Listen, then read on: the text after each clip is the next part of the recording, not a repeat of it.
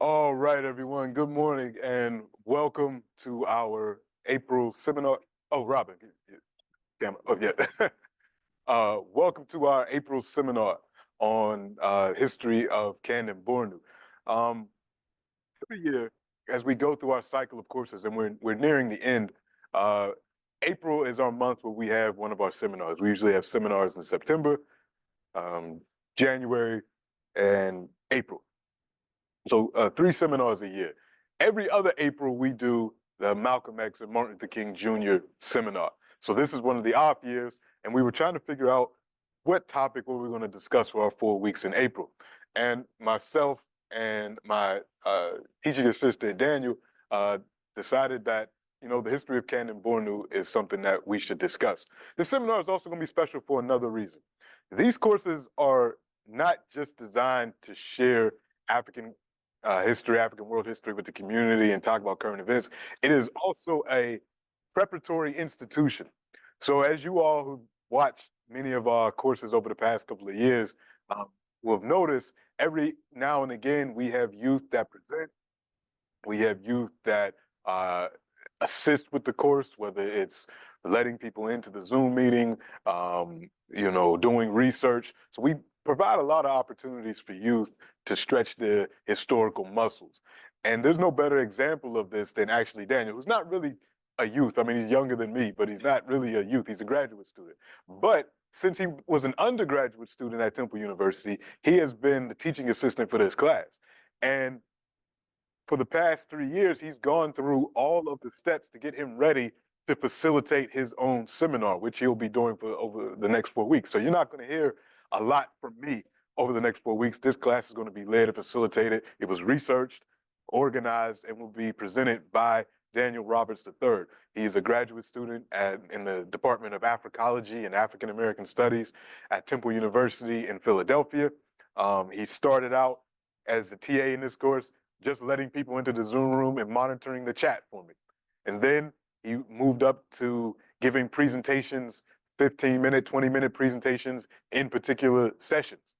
And then he co-facilitated a course with me, or the course we did on Nigeria a couple of Septembers ago, the course we did on Nigeria. That was both me and him facilitating that seminar. And now he's facilitating the seminar all on his own for the first time. So the example of Daniel is the example that we're trying to cultivate here with other youth in Ottawa and even abroad. Because again, Daniel is doing this from Philadelphia. So if you are a youth or you know a youth that's high school or college age that's interested in getting involved with this project and in these courses, you're more than welcome to join us to get volunteer hours. When we can employ you. I just talked to some high school age students last night, about this very same thing. So we're always here down here at 235 Montreal Road. You can always email me if you're interested, or if you have a youth that is interested in doing this. And this is the end result. This is the culmination. You go through all these steps and you're prepared, like Daniel is today, to facilitate your own course. And we have to do this because I'm not always going to be here. Those of you on the call, our time on this earth is finite. So we always have to prepare other folks to take over, to teach this history, to teach these courses, to share this information. So with that being said, I'm going to stop. I'm going to turn over the rest of the program to Daniel, and I'm actually going to take his spot and monitor the chat and let people in and those types of things. So Daniel, the floor is yours. All right. Well, thank you so much for that wonderful introduction, Dr. Ledbetter. So, for those of you who are unfamiliar with who I am, my name is Daniel Roberts III. I am currently a second semester master's student in the Department of African American Studies at Temple University. And for the next 4 weeks, I have the honor of teaching a very ignored aspect of African history. So I will go ahead and share my screen, and then we can get started. So the place that we're going to be talking about for the month of April is a kingdom in Central Africa called Kanam Bournu.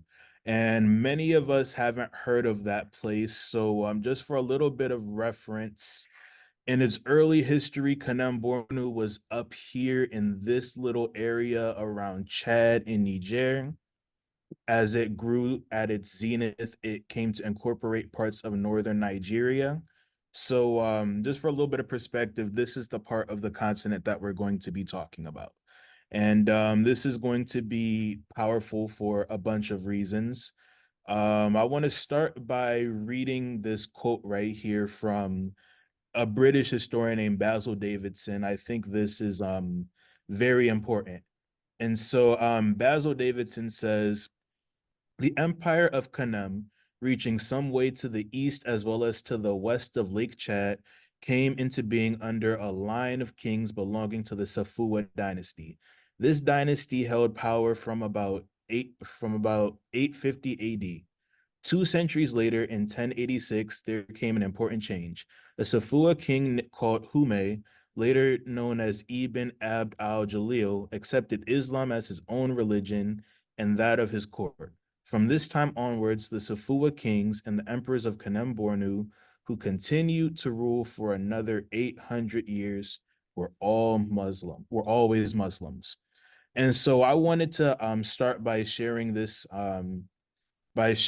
passage to just give some perspective on how long a time period we're going to be talking about.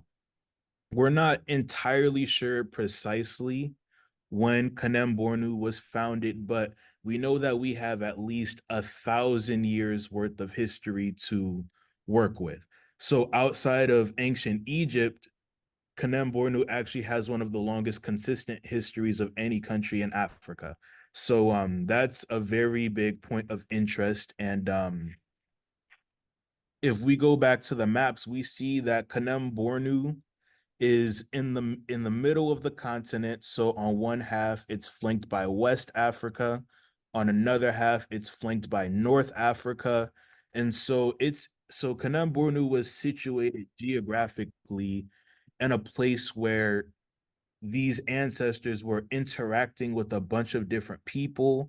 They were interacting with other Africans. They were interacting with Arabs. They were interacting with the outside world. And so Kanem Bornu's history also shows that African people weren't just waiting to be discovered by other people, but we were actually agents in our own history. We were actually doing things. We knew how to conduct business, all of that great stuff. So that's a little bit about why we're doing Kanam Bornu. So we're gonna start this first half of class by talking about importance, some significance, and then we're going to get into some sources and how we know about the history. So I already talked about how long and how old Kanam Bornu is, but just some other quotes to put into perspective.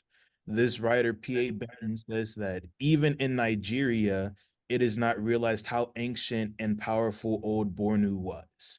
And he goes on to say that the Fulani are, of course, politically speaking, mere upstarts of a century ago.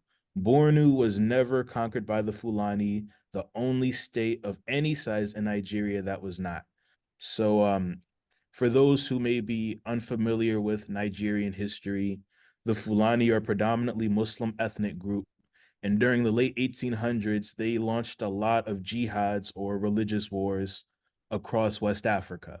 And so a whole lot of West African countries came under their dominion. Kanem Bornu was the only country, the only empire in West Africa that was not. Go ahead and move this. Another quote, Ronald Cohen.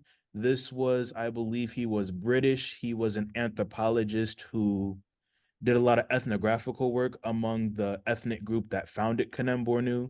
And he says that this particular group, unlike many others in Africa, yes, Um, it says that this particular ethnic group, unlike many others in Africa or elsewhere, has an ancient and well-documented history. The fact that such materials are available also means that we can observe the kingdom as it developed through time and obtain some appreciation for its continuity and change as one of the oldest political powers in Africa. So This is another aspect of importance because a lot of our ancestors transmitted their history orally. And so there wasn't a lot written down in most parts of the continent. But the ancestors of Kanam Bournu wrote their history down. So that's another point of interest. Um, I'll just summarize this passage, but pretty much John Hunwick is one of the premier scholars for West African history, and he basically talks about how Kanem Bornu was the the earliest place for Islamic scholarship to take place in West Africa.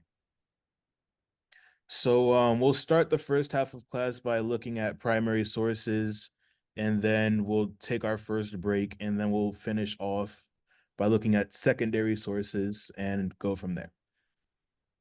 So we have three pieces of information for which we know the history of Kanem Bornu. We have Africans themselves who wrote. So we have epics, kind of like how Asian people have the Epic of Gilgamesh, or how the Mandinka people in Senegambia have the Epic of Gilgamesh. We have royal canons of warrior kings in Bornu. We also have Gurgums in the Kanuri language. A Gurgum essentially means a list of ancestors. So these were pretty much not very specific, just long lists of this was the first king, and this person came after him, and this person came after him, so on and so forth. We also have Arab writers. Chronologically speaking, the Arabs are the first people that we have record of writing down about Kanem Bornu. And so we get this in the form of geographers, travelers, and explorers. And then much later down the line, we start to see Europeans writing about Kanem Bornu in the form of historians, merchants, or traders, and travelers and explorers. So to start with Gurgums, it is important to note that with Kanem Bornu, there is not one king's list, there is not one royal chronicle, but there are a lot. And this gives us a lot of information to work with, but excuse me, this also makes it very difficult to put together a cohesive narrative. Um, as some scholars down here have said, we are fortunate, and because of the frequent errors, unfortunate, and the number of attempts that have been made to establish a Bornu chronology. One of the first people that we have attested to talk about Kanam Bornu was an Andalusian Arab named Ibn Said. He wrote a book called Kitab al-Fug. I don't speak Arabic, so forgive my pronunciations. Kitab al-Fugraphia, or the Book of Geography. And in here we see the first attested reference of the name Bornu in literature anywhere. But he gives some pretty up-to-date information on it. And one thing that's important to note right here, most people refer to this country as Kanem Bornu, but until about the 13 or 1400s, Kanem and Bornu were recognized as two completely distinct places. So when the Arabs write about it, they treat these as different places. They treat Bornu as a vassal to Kanem, but they don't treat them as one country.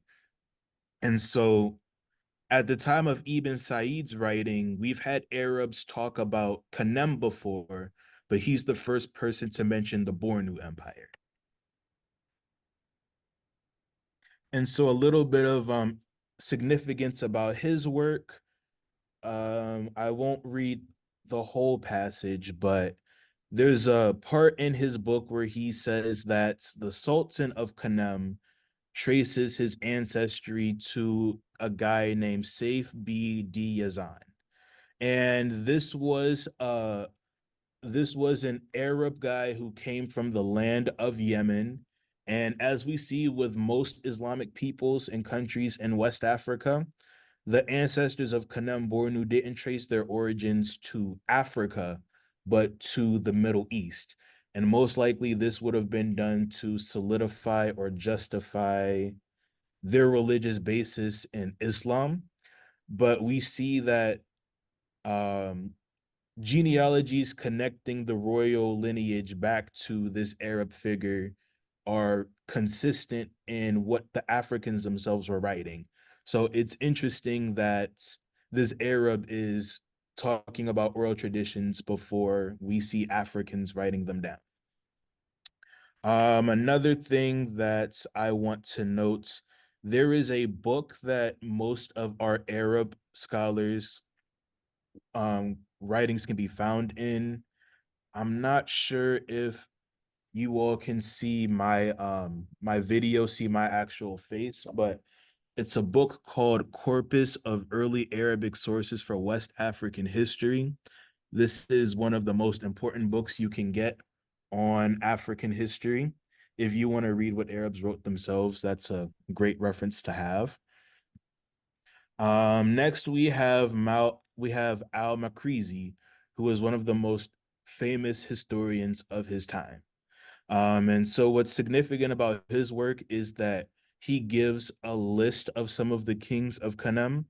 So this wasn't very long, it wasn't very detailed, but this is one of the first times that we see a non-African try to give a genealogy of the ancestors of Kanam Bournu beyond just D Yazan, which is very interesting.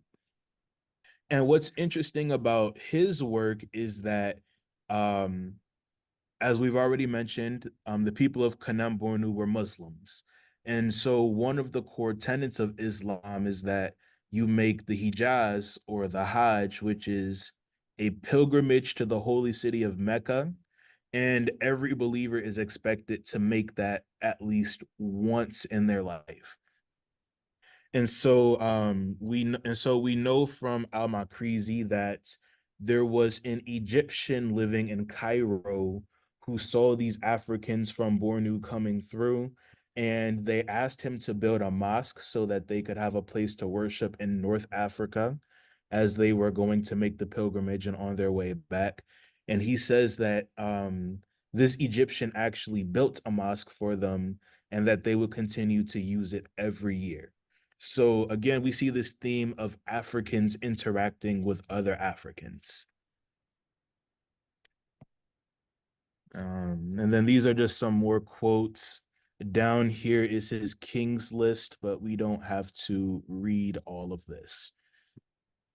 Next, we have Ibn Battuta.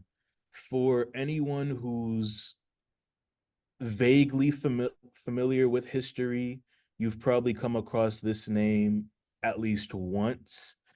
Ibn Battuta was probably one of the most traveled individuals in history before the modern era.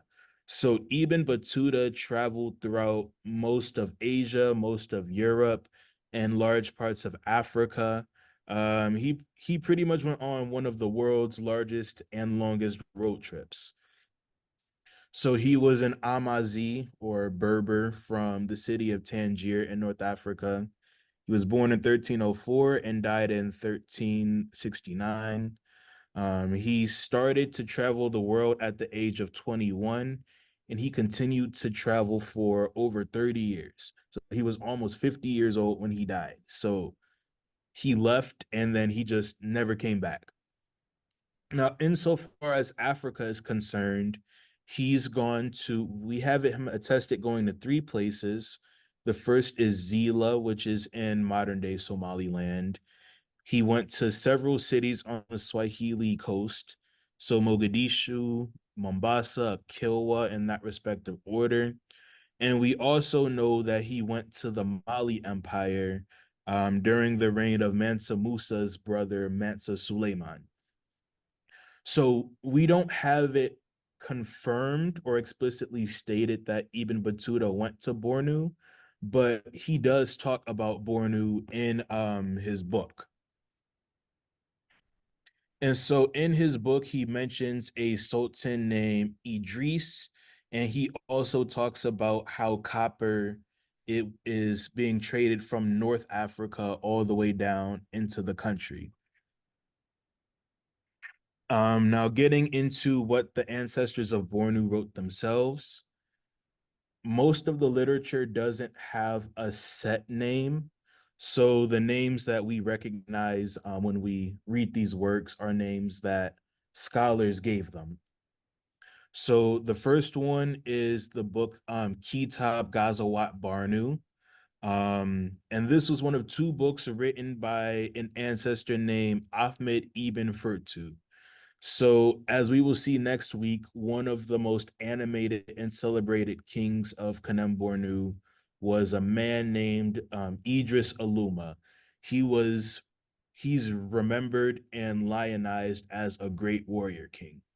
And so Ibn Furtu was Idris Aluma's imam or Islamic priest. And so he wrote down two chronicles about the military campaigns that he conducted and about his life and about his genealogy. So the Kitab Ghazawat Barnu, or some translations say the history of the first 12 years of the reign of my Idris Aluma, recount Idris Aluma's first 12 years on the throne and the military campaigns that he waged. And from Ibn Furtu's own testimony, he began to write this book on Sunday when 3 days remained of Allah's month Rajab on the solitary. And so for those who are orienting themselves from the Gregorian calendar, this would be October 31st, 1576. Now we have three translations of this book that exist. The first was done in 1862 by a man named James William Redhouse. The second came from a man named Herbert Richmond Palmer. And the third came from a scholar named Dirk Lange. Now, we don't know much about who James Redhouse was. I haven't been able to find a lot of information on him, but Herbert Palmer and Dirk Lange are very important for the study not only of Bornu's history, but also the history of West Africa in general. So Herbert Palmer has translated dozens of manuscripts written on West Africa that came from oral traditions and translated them from Arabic into English. And he wrote a lot of books to do that. One of them I have a copy of with me. It's called The Bornu, Sahara, and Sudan. But he's written a lot of articles, a lot of book chapters and texts. And then Dirk Lange has focused more so on interpreting oral histories, but we'll get to that. So these are just pictures of the three extant works that exist.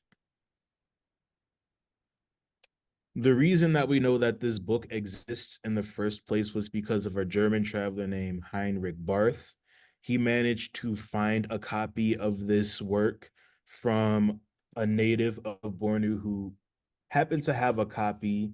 So he was probably familiar with the royal court and the nobility of Bornu. And so he was able to get his hands on a copy in a way that commoners wouldn't be able to.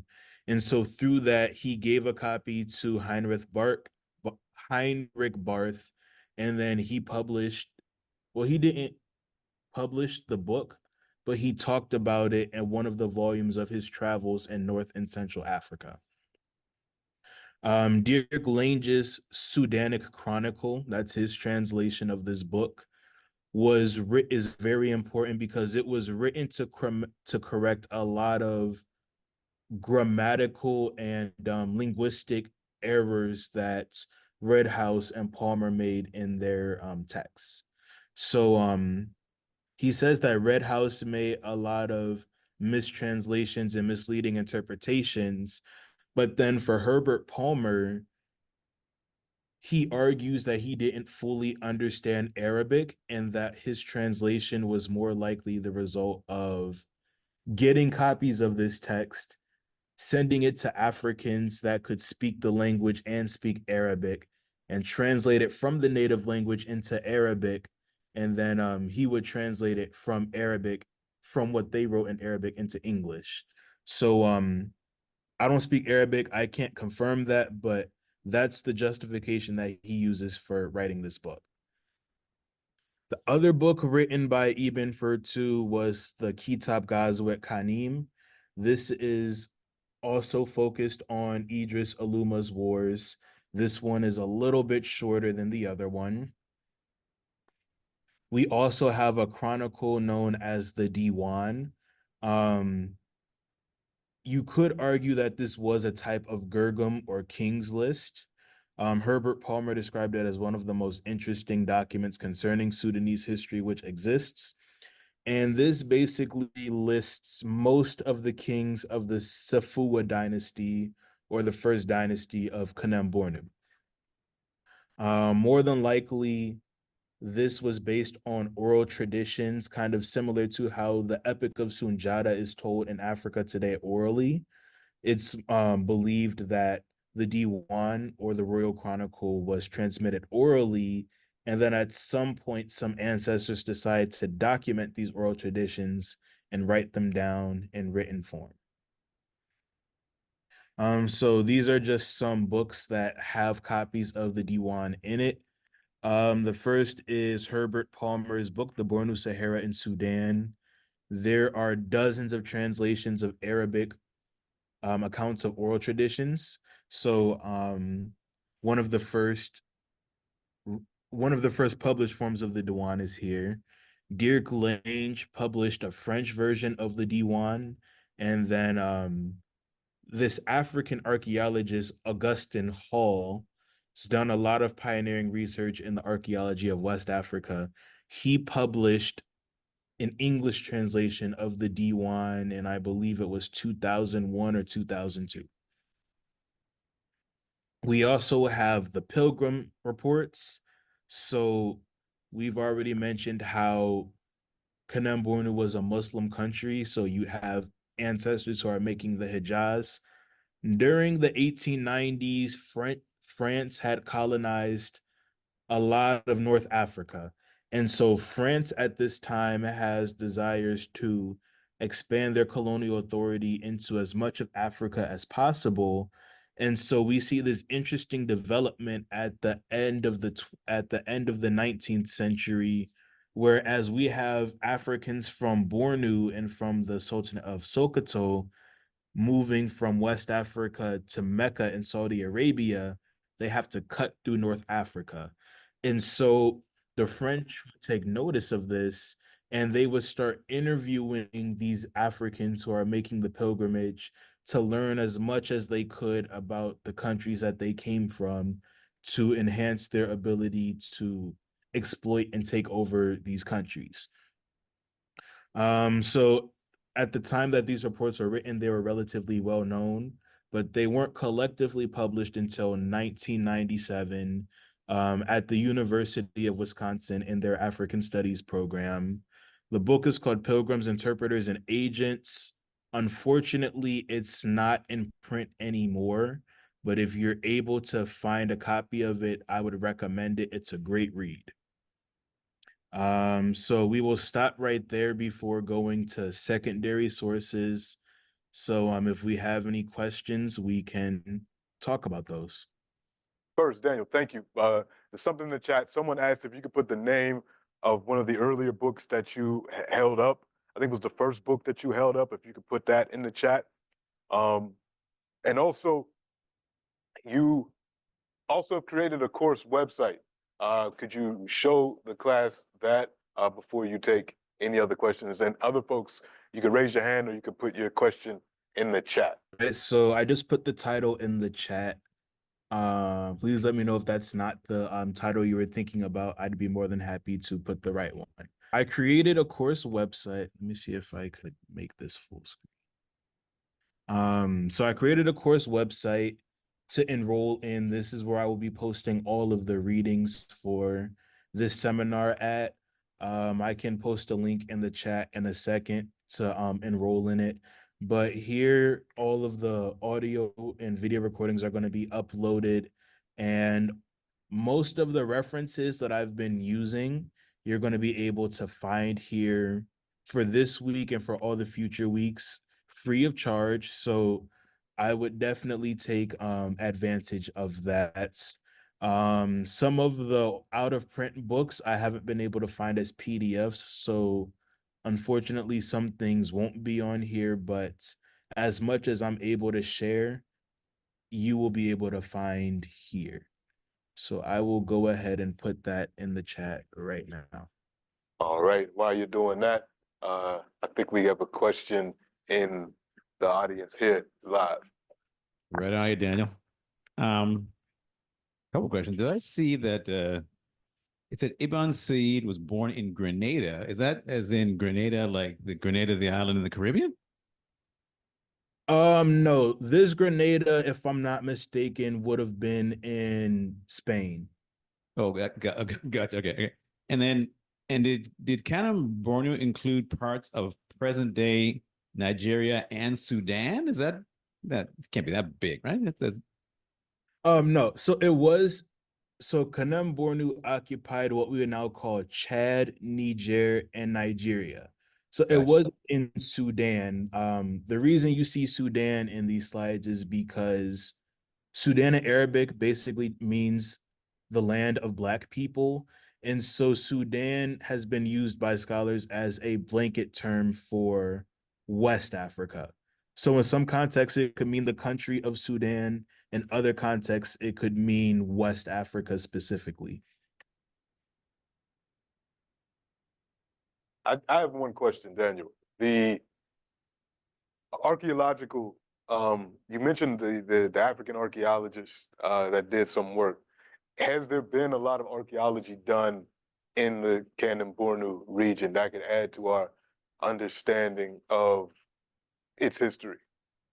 Yes, there is. That's actually what we're going to be talking about after the break is over. So, yes, there's a lot of archaeology that's been done there. Yeah, okay. Sorry, I anticipated you. We got another question in the room. Yeah, thank you so much, Daniel. So you mentioned that the D1 was one of the most interesting texts. Was it like, can you elaborate a little bit about why it was so interesting? Like I heard that there was a lineage of the kings and it has a bit of that history there, but can you touch on that a bit? Yes. So Herbert Palmer, he was the person who said it was one of the most interesting. Honestly, I'm not entirely sure why he would say that. My best guess would be because the D1 has a little bit more information than a Gergum would, where a Gergum pretty much says this person was king and then this is who came after him. But the Dewan has a little bit more of this person was king. They might have killed this person or they might have did this or that. They're buried in this city. They built this monument or they did this or that. So I believe that his rationale right there was the fact that the D1 gives us a little bit more information than what most of our Kings list give us. All right, let me go ahead and share my screen again.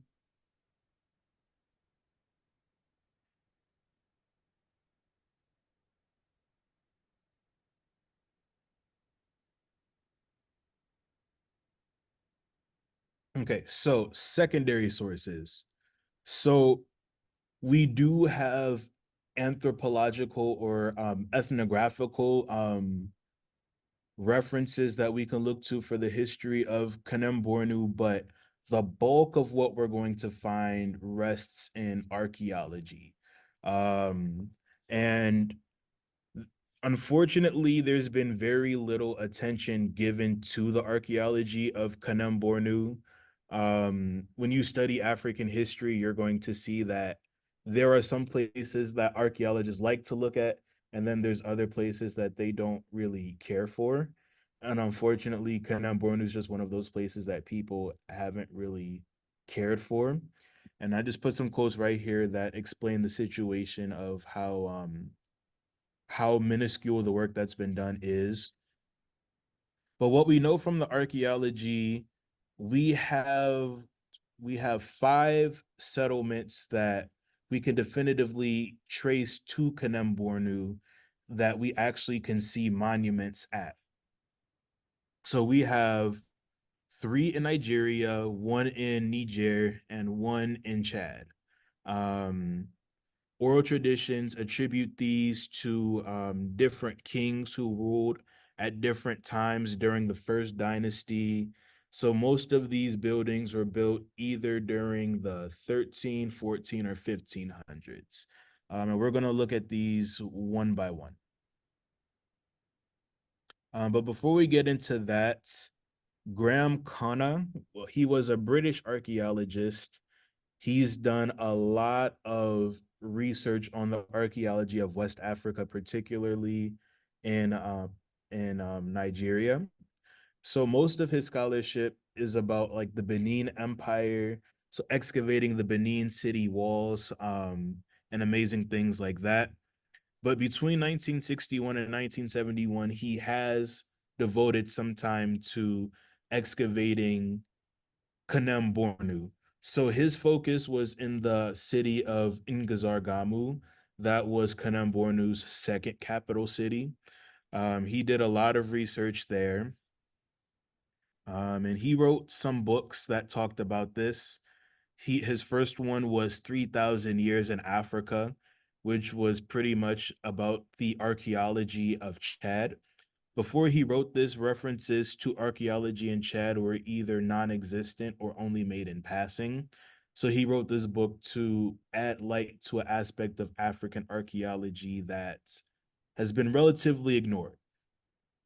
He also contributed to an anthology that came out during, I believe it was the 80s. It's called Studies in the History of Pre-Colonial Bornum. He wrote a short chapter in there about archaeology in Bornu. I believe it was about 16 pages or so. And then more recently, he wrote another book on Chadic archaeology called From Cambridge to Lake Chad. So he talks in those books a lot about the archaeology of Bornu. Another scholar we have is Dr. Carlos Magnavita. He is significant because he has conducted some of the major and pioneering archaeological work at the site of, I think you pronounce it Tieng, which is in the Republic of Chad. So he performed the first archaeology at the settlement mound over there, and we're going to see pictures of what all of these cities looked like pretty soon. So the city of Gerumel is believed to be the oldest of the settlements that we can definitively attribute to Kanam Bournu. What's interesting about Gerumel is that whereas most of these settlements had bricks that were rectangular, kind of in the way that we think of bricks now, Gerumel had bricks that were egg-shaped.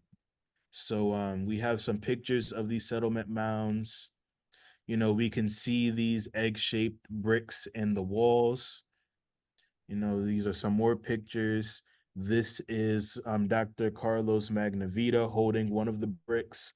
And right here on the left, we have the remains of a wall that had collapsed. So these bricks right here are like the remnants of what would have originally been standing. The site of Gambaru is particularly interesting because oral traditions say that this city was built by King Idris Aluma's mother, Queen Aisha.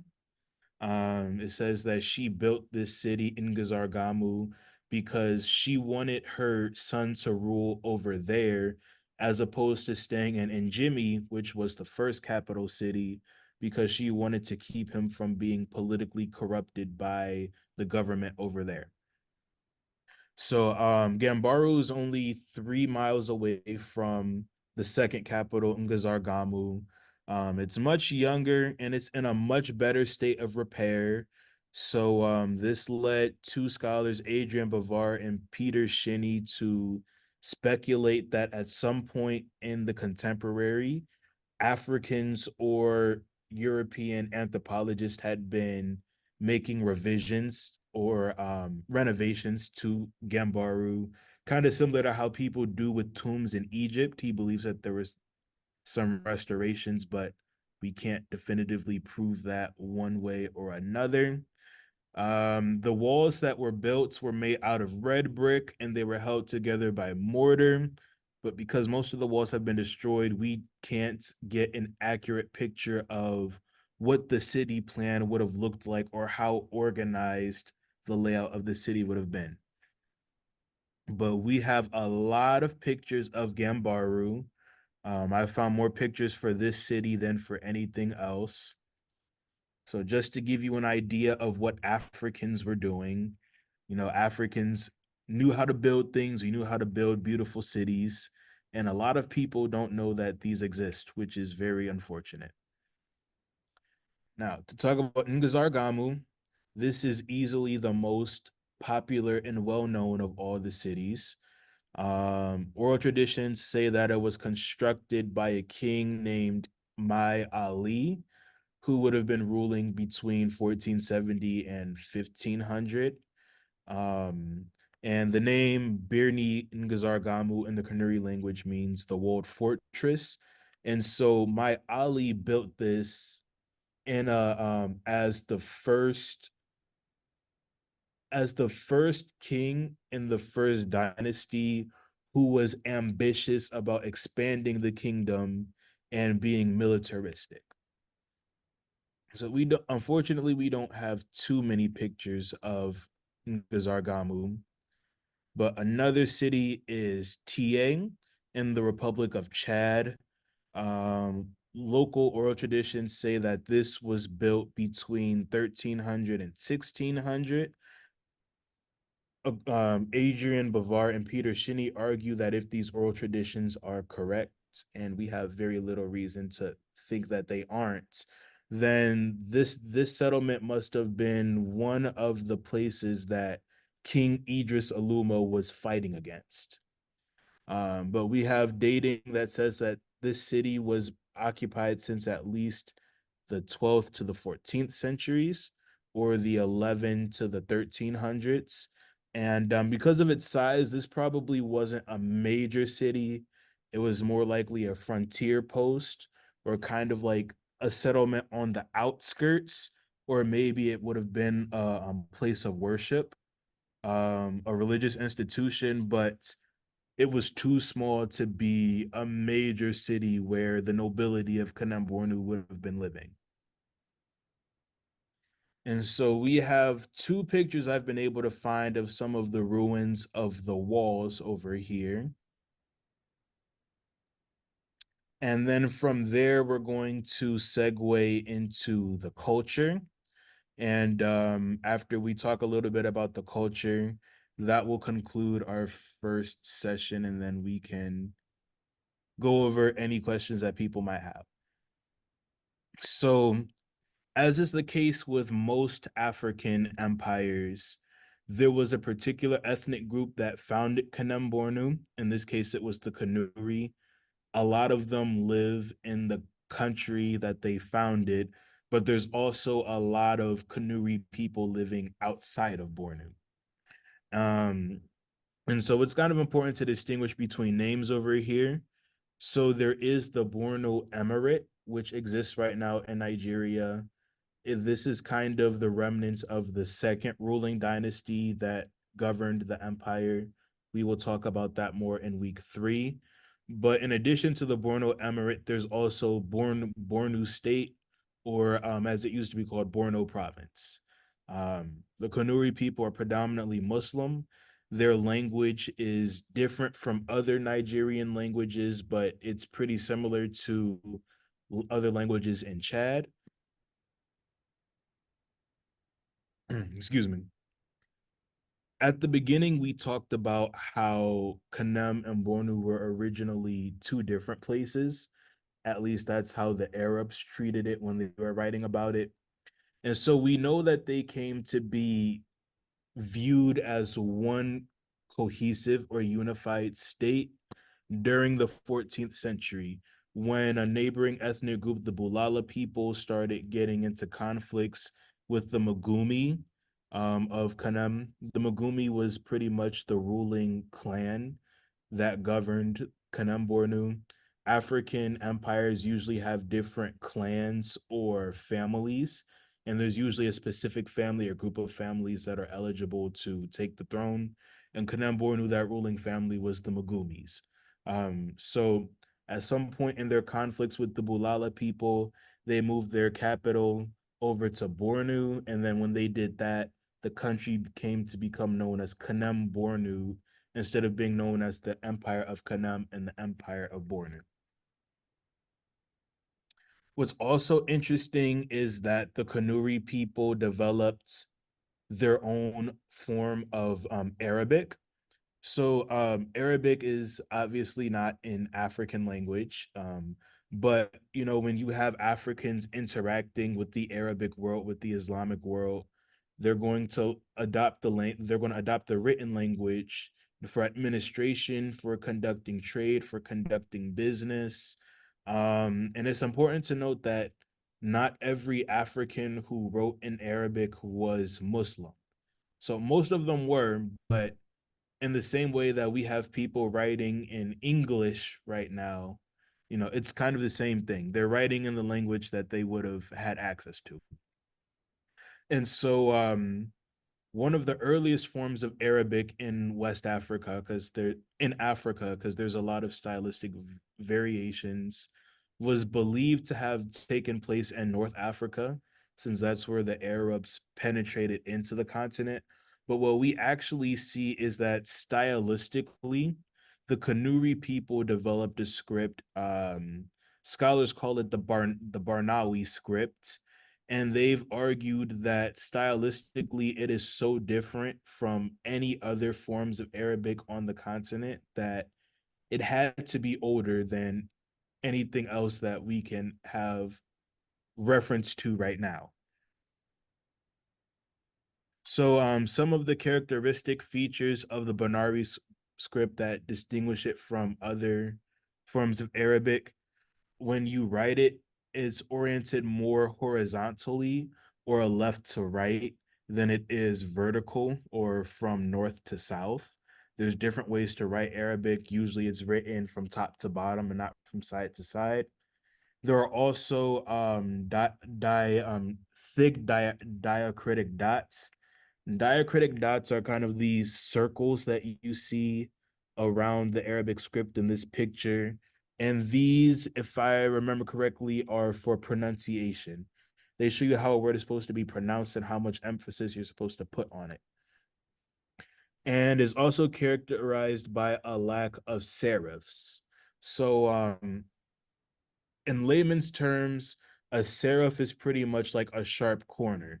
So if you look at the letter T, for example, there's a lot of sharp corners on this letter. But in this form of Arabic, it's more smooth and rounded than it is sharp and rigid. So this is very atypical of Arabic writing. So the scholars who did the pioneering research on Bragalia and Nobili, they argued that the absence of these features, which are characteristic of Arabic in general, suggests that the origins of Barnawi should be traced back to a period prior to the establishment of the Maghrebi script in North Africa.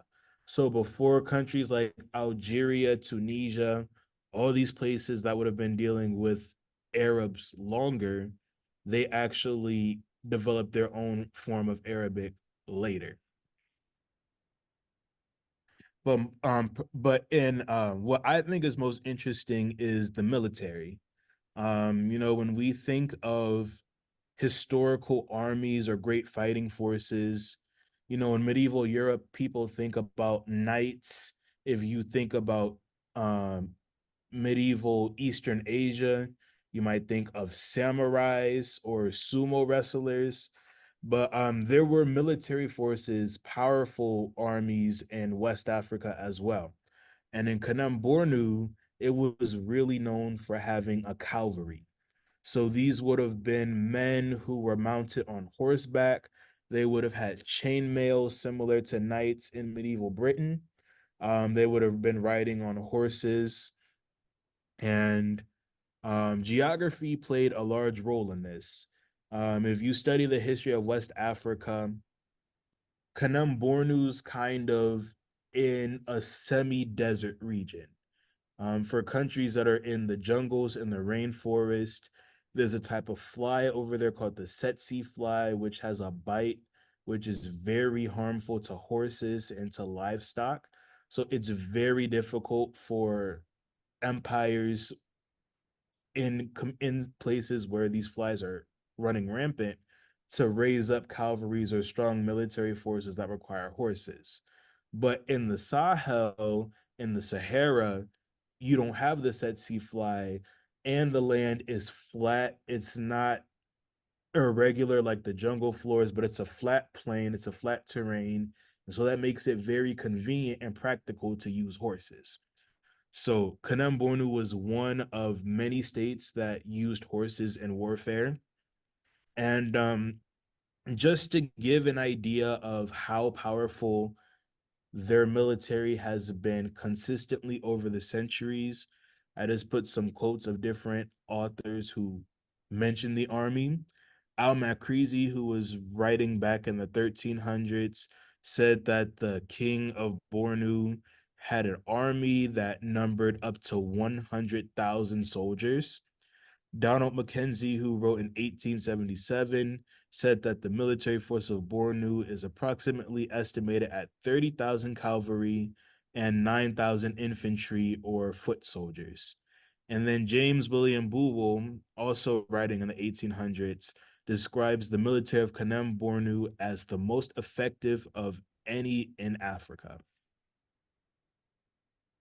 And so I just put some pictures here of ways that people who saw the armies of Kanam Bournu in person drew them. This figure on horseback isn't from Bornu. He's from a neighboring country, but the armor would have been pretty much the same. This is a sketch of a breastplate that would have been worn in Bornu. These are some spears, axes, and shields that the people of Bornu would have been using. Another illustration, and then I just wanted to show a picture of like what these African knights, for lack of a better word, look like in real time. So we can see the massive spears that they're holding. We can see the padding that their horses wear. Super fascinating, super interesting. And these horse military auxiliaries would be very important in the empire's history in expanding and in making the legacies of some of the more well-known ancestors known. And so I want to stop right here and let this be a segue into what we're going to be talking about next week with King Idris Aluma and how he had a cavalry force and how jihads and how slave raidings and how does military expansions, how that played out in Kanam Bournu's history. So I thought it would be relevant to talk about the military before getting into the warrior kings. But with that, that concludes our first session. So, Dr. Ledbetter, I will turn it back over to you now. Well, yeah, we got some questions though, but so definitely stay on. We have a question in the chat, and anyone else who has questions, please raise your hand. The first in the chat says, "I was always under the assumption that Islam entered the African continent from the Arab invasion. This clearly dispels that. So, how did Islam enter the African continent? If you could answer that." That is a good question. I am honestly not sure. I'm still prompt to believe that it was through the Arab invasion when the Egyptians invaded the Arabs in to kick the Romans out. I That makes the most logical sense that that would have been when Islam came in, but how Islam could come in, but then the countries down south could have their own form of Arabic. I'm not entirely too sure about that. I think the only way that would make logical sense is if the first type of Arabic that was used in Africa was the Asiatic form of Arabic, And then over time, different communities in different parts of the continent gradually started to put their own spins on the language to fit the needs of their languages and their cultures. Hopefully that answers this question. A little bit more. So you're not talking. Oh, I think the battery's dead on this. Okay. Yeah, let me get that mic. Daniel, really quick, I think I can answer a little bit more on that, Arab. So you're right. We get the North African invasion when the Arabs come into Egypt, and then people start converting largely when through the army first in North Africa. When the Arabs meet the Berbers in battle and they ultimately defeat the Amazigh, and we talked about that classes, prior classes, many of those soldiers converted to Islam because they didn't want to pay the tax. The tax that the Muslim armies put on conquered peoples to say you can continue to practice your religion, but you have to pay a tax. So many people just converted to Islam. In the case of these West African empires, including Kanam Bournu, more than likely what you had was a conversion of the royalty in order to have access to these newly created trade routes throughout the Sahara that link to Western Asia. So even in the case of Kanam Bournu, you have the ruling class convert first, and then gradually other folks in the empire convert to Islam. But as that conversion happens, in many places we see a variation in the Islam practice by the Arabs. You see more African elements. They often involve more Sufi elements as well. So that's to kind of fill that in. On that, so did the Arab invasion in the north happen before the conversion of Muslims in Kanam? Or contemporaneous. We have to go back into it, but definitely the invasion happened before. The invasion happens before, but the Arabic that Daniel is talking about in terms of the writing, they're continuing to use in North Africa the Arabic that comes out of Arabia, and they don't develop their own script until after the Kanoris develop their Ajami script. Is the main thing that he was saying there. So we got two hands. I think Robin has something. We got two hands in the chat. So we'll go to David H, and then Elaine, then Robin, and then something popped up in the chat. So we'll go there. Thank you, Dr. Ledbetter, and thank you, Daniel, for the information. A quick question about the warriors and their military tactics. Did they have a special form of hand-to-hand combat that they use exclusively to defeat their opponents?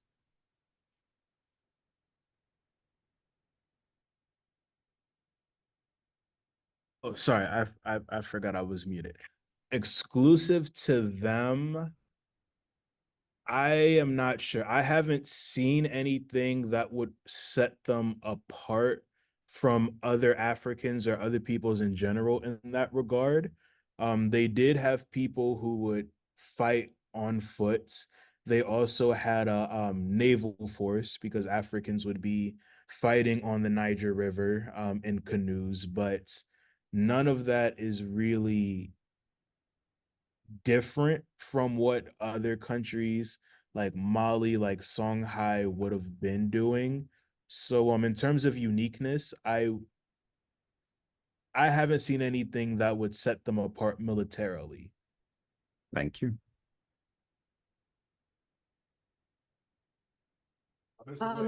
Question about the egg-shaped bricks. I'm trying to visualize this because I'm used to seeing square bricks. So why would the bricks be egg-shaped? What was the purpose? That I am not sure.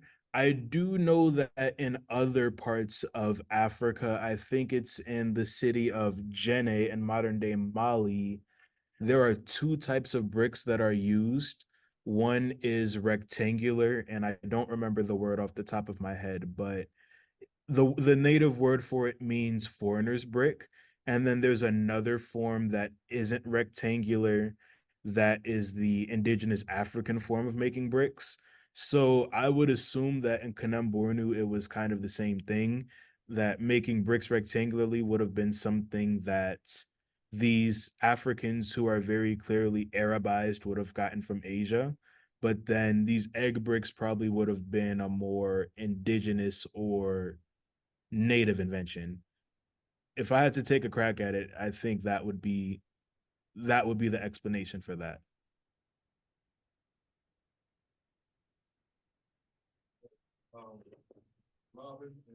Thank you.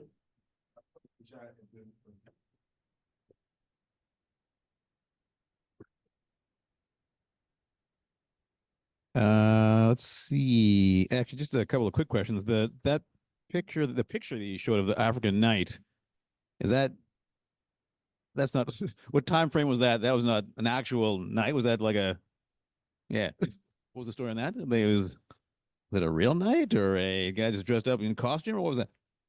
Well, I'm trying not to use the word knight because knights are like a European thing, but for lack of better words, I'm just kind of using that for perspective. But yeah, yes, very clearly that picture is more recent. That picture is from the late, it's either from the late 1800s or the early 1900s. I would have to go back and look. But even if you like Google pictures of Borno State today, or you go on YouTube and look at videos of Borno State today, like you will still see Africans riding horses and dressed in this military garment. So even though this was done in medieval times, this is like a long tradition that we can still see carried out in modern times. Gotcha. Okay. And then the other question is, and why? And what's the difference between Bornu and Borno? There isn't a difference. Some writers just choose one form over the other. Oh, gotcha. Okay. All right. Thanks. Prince, go ahead. All right. Thank you, Daniel, for the seminar. So one question that came up, you mentioned that Kanam Bournu is not really an area of interest for archaeologists, which seems a little counterintuitive given that there's so much history. Can you expand a little bit on why that is, or what's not as interesting for archaeologists? I think I think a good way to answer that would be to answer that question with a question. Like if we were to think about how many of us in here have heard of ancient Egypt or heard of ancient Nubia, and then compare that to how many of us before this seminar was started had even heard of Kanam Bournu? Like there's obviously going to be a bias right there. Even if we look at other places in West Africa, like the Benin Empire, we have a lot of art that has become popular, and that coupled with native oral traditions that have been written down, coupled with traveling accounts written by Europeans, that's in the public eye, and that makes it attractive, and so people want to learn about that place. But with Kanam Bournu, you figure if not a lot of people actually know about this place, then it's like there wouldn't be a market for something that people don't know exist in the first place. Dr. Ledbetter, if you have any more insight, I would welcome that. But that's No, I think you're spot on. I mean, it comes to Egypt and Nubia get a lot of attention because they have the prominent monuments, and they have been more connected with European history than other places, and it's an undeniable history. And then people that come out of the Abrahamic traditions, they have a relationship with Egypt, so it becomes very prominent, and people love to talk about Egypt. Whereas Kanam Bournu is right smack in the middle of Africa. So there's some racism involved in this as well, because the looking first off, people's minds don't even go to think of Africa as ancient and Africans having the ability. So why Daniel showed those monuments and the things that were created and the bricks that were created in those things. The mind of many European anthropologists is that if Europe never talked about it, or if it doesn't engage with Europe or Western Asia, it's not worth looking into. And there's this belief that why spend archaeological resources in this part of Africa if nothing's going to be there, if you assume nothing's going to be there. So part of why we're doing this class, not even just for the sake of Europeans, it's not for the sake of Europeans at all, but for the sake of us as African people, are to look at these other areas so we don't get just blinded by the Nile Valley. It's great to know about the Nile Valley. A lot of work has been done there. We continue to do work there, but there are these other areas in Africa where we have the conditions materially, physically, like Kanam Bournu, which is semi-desert, where you can do the archaeology to find these stories. And there are a lot of places like that in Africa that are out there overlooked because people want to run straight to the Nile Valley for this type of work, or East Africa for really, really ancient stuff, like in Ethiopia, Tanzania area. So those are kind of the issues. And again, one of the reasons why we're talking about it, because there are so many sources for Kanam Bournu that we can look at and reconstruct his history and make these names like Mai Idris Aluma and his mother, Queen Aisha, make them names that are more well-known, like the Shakas, like the Mansa Musas and Sundiatas and others. So yeah, definitely that. Daniel, you have another one in the chat, question. It says, are you aware of any, going back to this, any efforts made by UNESCO or other organizations to preserve those sites that you mentioned? I am not aware of any efforts to preserve them. I do know that people like Dr. Carlos Magnavita that we mentioned briefly, that people like him are doing research in more contemporary times, but in terms of like moving away from archaeology to preservation, I am not currently aware of any efforts to do that. If I notice anything between today and the next class, I will definitely make it a note to bring that up. But as of right now, I haven't seen anything. Right. And also it's important for us to highlight this region because there's a lot going on in northern Nigeria, just across that Sahel region. If you look at on the map of some of these places that we've talked about over the past couple of weeks, whether it's Niger, Mali, Chad, going as far east as Sudan, this is a high conflict area in Africa right now. Those conflicts are fueled by the invasion of Libya in 2011 and the fallout from that. There's also environmental factors that are causing people to embrace fundamentalist versions of both Christianity and Islam throughout that region. And there's a lot of volatility. And in that, when folks embrace more fundamentalist versions of Islam, a lot of our cultural heritage gets destroyed in the name of Islam by Africans that are the descendants of these ancestors that we're talking about, but have developed or adopted a Wahhabist version of Islam, the Islam practiced by Al-Qaeda and the Islamic State and ISIL and all of them. And that mentality, I think, makes you believe that these African cultural sites aren't worthy of being respected, and they're often attacked. We've lost a lot of cultural heritage in Mali, a lot of cultural heritage in Niger. So it's important for us to preserve these things in the face of that type of miseducated, backward thinking on the part of some of these quote unquote jihadists. So again, another reason why we're having this seminar as well. Other questions? Any other hands or questions in the chat before we close out? Dr. Ledbetter, sorry, could you just briefly distinguish what is the difference between Muslim and Islam? Islam Are they both a religion or are they people? Islam is a religion. A Muslim is a practitioner of Islam. So Muslims are people that are followers of the religion of Islam. And within Islam, there are multiple forms of Islam that are diverse. I mean, there's shared belief, but you have Sunni, you have Shia, you have Sufi versions of Islam. And when I mention Wahhabi Islam, this is the fundamentalist Islam that is quite dangerous. It's the Islam that is very much I hate to even call it fundamentalist Islam because it's not even that. It's not even really the Islam practiced by the Prophet Muhammad, even though these folks that use it and fight under that banner try to present it as. So yeah, that's a whole question of itself. But the sad part is, due to environmental degradation, the growth of the Sahara, political instability, neocolonialism, all those things have created a situation where many youth are seeing this version of Islam as a way out of their current predicament. They're joining these groups. They are not learning the actual history of the places that they're in, whether that be the history of Mali or the history of Niger or Chad or Kanam Bournu, and they have adopted this alien version of Islam that is incredibly destructive.